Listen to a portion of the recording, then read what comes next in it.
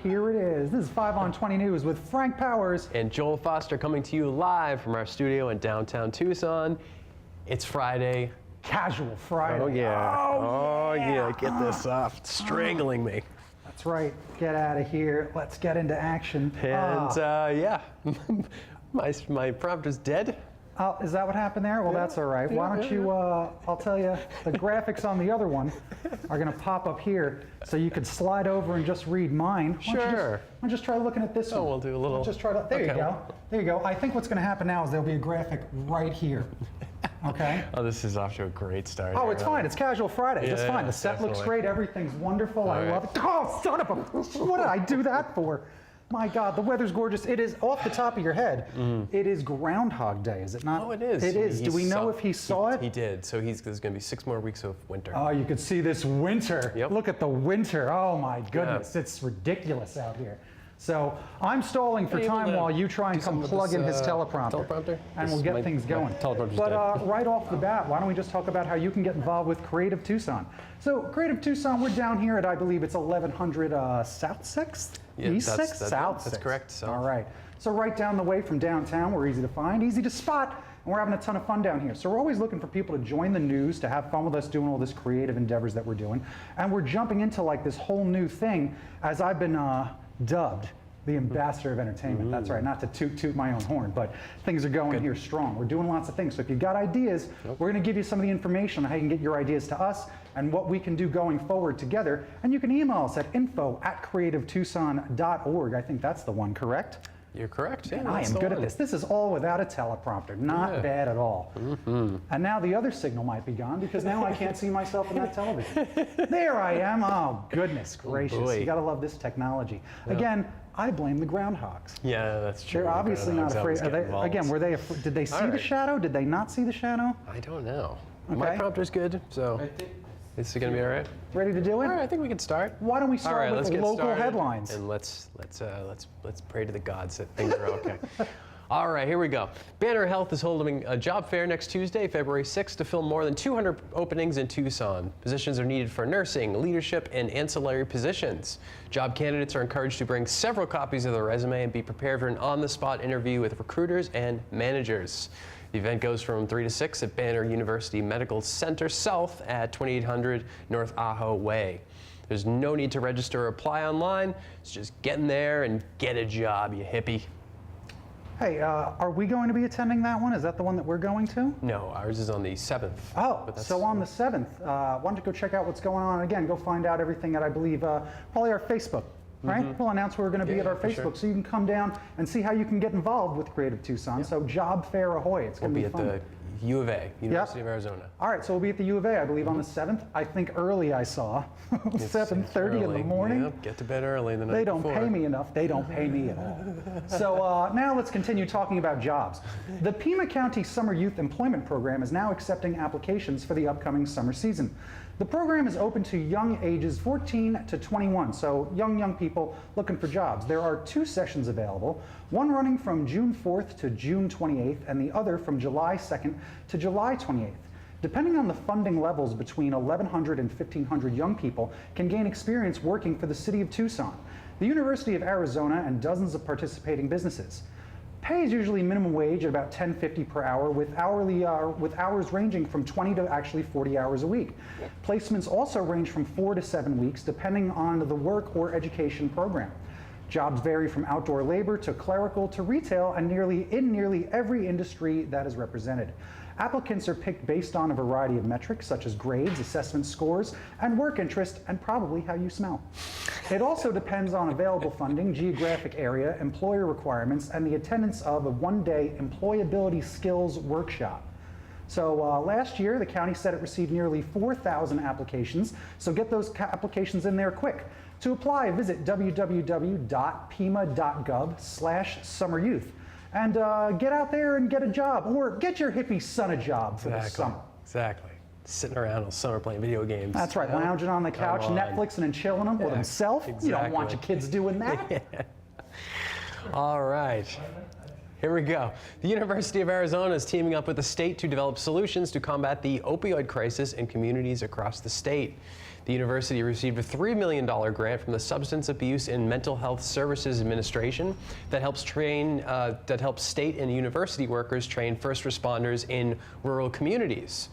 The responders will be trained to identify symptoms of opioid abuse and will be equipped with the overdose reversal drug naloxone, also known as Narcan. The U of A will also be able to train for things like opioid screening, interventions, and referrals to treatment. The team's slogan is, "It's Narcan, not Narcant." So to get help with your slogans, come on down to creativetucson.org Exactly, and check things out. But yeah, so speaking about some of the opioid crisis, actually, a bill introduced by Democratic Arizona Senator Denise Epstein would require officials who work with grades 6 through 12 to undergo suicide prevention training. So now it's a little serious. The bill comes after a report stated that 13,000 committed suicide in Arizona last year. In the state, more than 4 times as many people die by suicide than by homicide. More people committed suicide in Arizona last year than died from an opioid overdose, like we were speaking of earlier.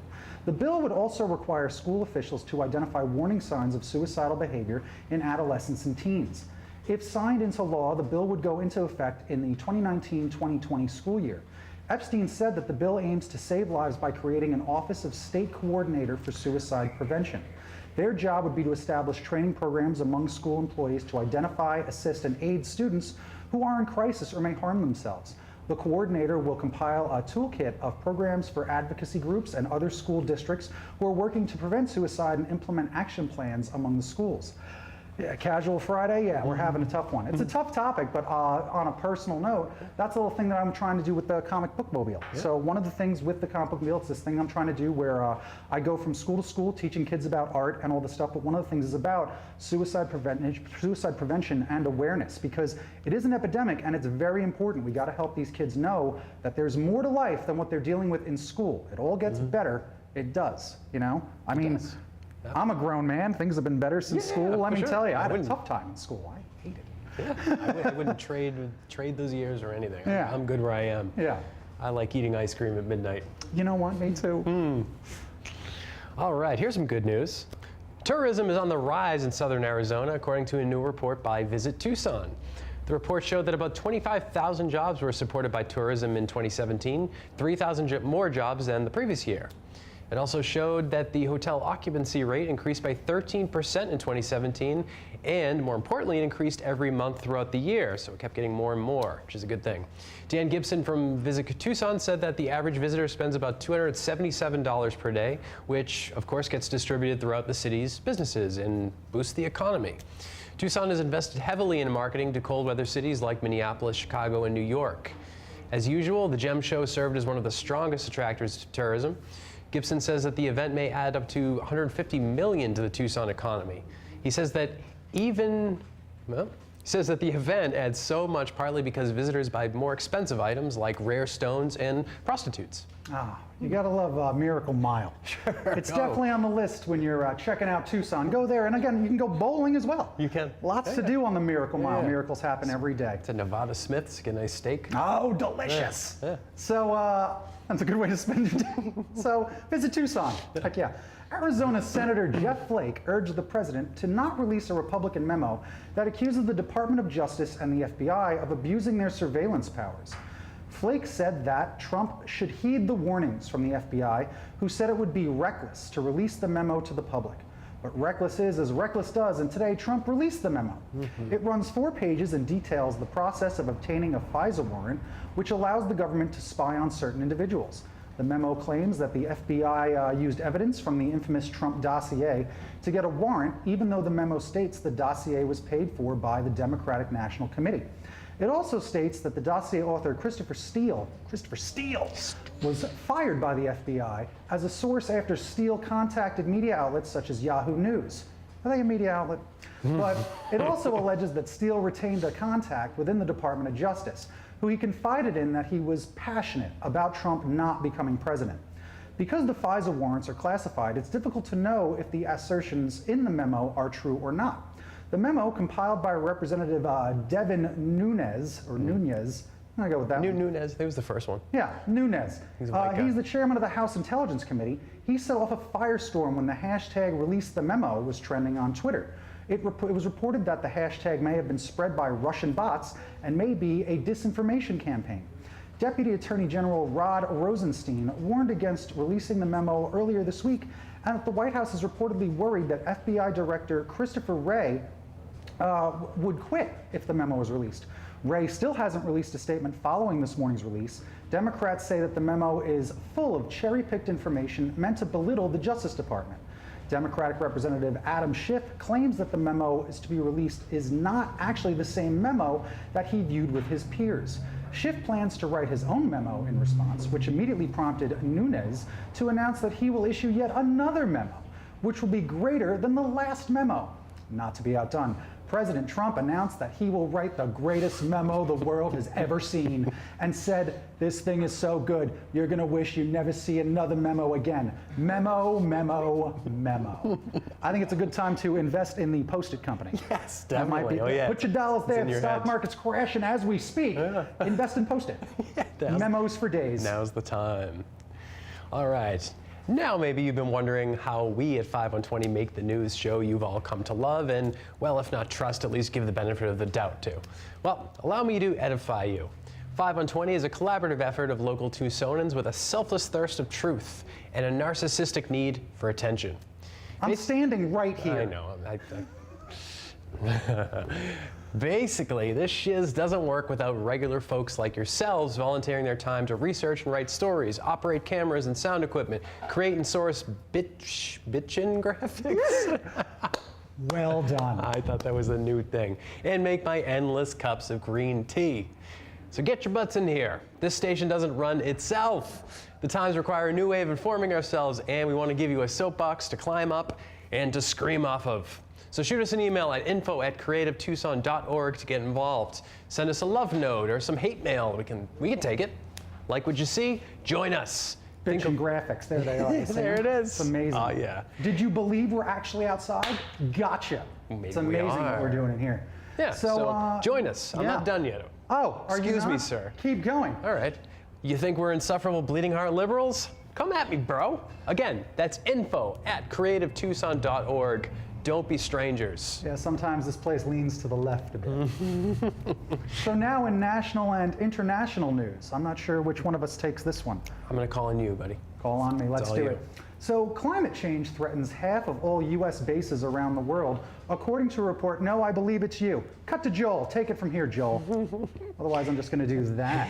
I'll tell you what. Oh, See? whoa, that was Now let's crazy. do We turned that. into See, you each got other. it. Keep All going. right, so I heard that climate change threatens half of all U.S. bases around the world, according to a new report from the Pentagon, also according to you just now. Yes. So the report states that drought, wind, and flooding endanger about 1,700 bases worldwide, and that, quote, changes in climate can potentially shape the missions that the Pentagon is required to do.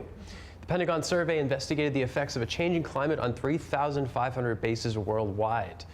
They found that assets most damaged included airfields, energy infrastructure, and water systems.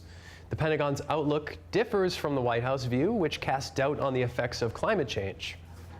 Donald Trump pulled the U.S. out of the Paris Climate Accords, which attempt to stem the effects of climate change. I remember that. Upon hearing about the Pentagon report, the White House says it's nothing but liberal hogwash, and that Pentagon is just mad that Hillary didn't win. Oh, You know, hogwash. that liberal Pentagon, you know? Bunch of ballyhoo and nonsense. Exactly, hippies. Yeah. I'd say. The Pentagon. You know, the hippies, of course. That's what I think when you think Pentagon. Oh, definitely. So after that Pentagon report, you would assume the government would take action, and take action they did. The Trump administration is seeking a 72% cut to the Department of Energy programs related to energy efficiency and renewable energy. The office has played a key role in reducing the costs of solar power. This would be the second hit to the solar industry in 2 weeks. Last week, Trump announced that he would impose a 30% tariff on imported solar technology, which could hurt the industry and result in thousands of lost solar jobs. Take that, Mother Nature. The office conducts research, development, grants, and more aimed at developing and deploying energy efficiency and renewable technologies.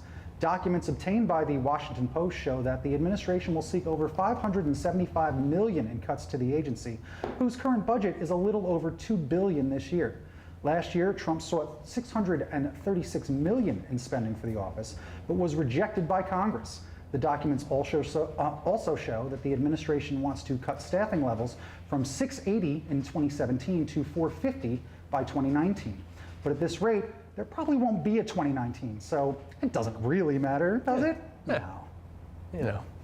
We'll see how the year winds up. It's February. We made it to February. We did. We're still here. Just barely. Month 2, baby. Month 2. Count it down.